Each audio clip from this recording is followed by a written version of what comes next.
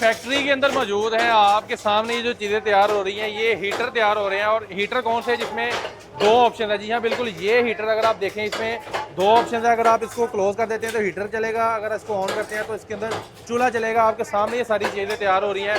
Direct factory rate से एक piece खरीदना चाहें या फिर 1000 पीस खरीदना चाहें, आप जो है वो खरीद सकते हैं।